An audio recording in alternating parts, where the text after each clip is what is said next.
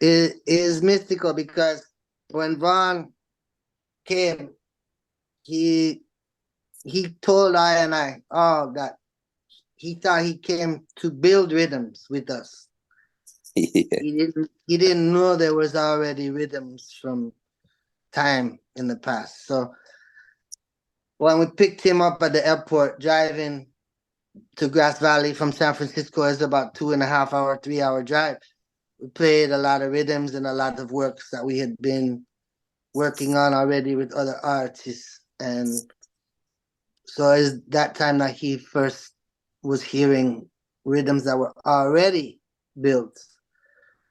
And upon arriving, he said to us, yeah, I thought I was coming to build more rhythms.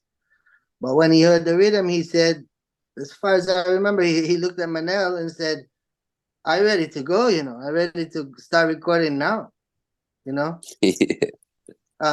Honestly, he came to the house.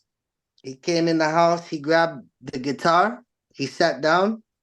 He played a song on the guitar and just started wailing in the house, just as if he was, sanctifying the place. And after that, I think he said, let's go. Let's go to the studio and begin. And that was the first day. And I remember the second day, as I woke up early in the morning to drive my youth to school. It was about 7 a.m. and I came out and Vaughn and Manuel were already outside on the front porch. As I'm leaving to drive my youth, they were going into the studio to start work again. So Vaughn didn't sleep on the work. Vaughn didn't waste time with music and with his, his motivation and ability. So Yeah.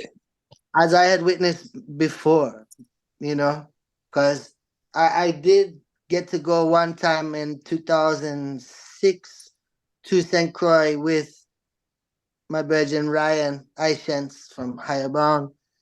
And, that was the first time I got to work alongside Vaughn in the studio. But that time I witnessed his work ethics and his drive, because the first night in the studio there, we worked until about 5 in the morning until every man was asleep in the place. And Vaughn recorded the last song with everybody sleeping. He went and woke, the engineer was literally sleeping at the computer. And he tapped him on the shoulder. He said, pull up this one more rhythm. And he recorded. And he sang the song, right off the top of his head. He didn't write anything. And that song's on the album Bless Go Round, Higher Bound Production. And it's called The Photosynthesis King. And so I just witnessed, in awe. I sat there watching this man do his work through the night. Even though he was tired, he still worked and worked. And then he said, all right, let's go. We're done here.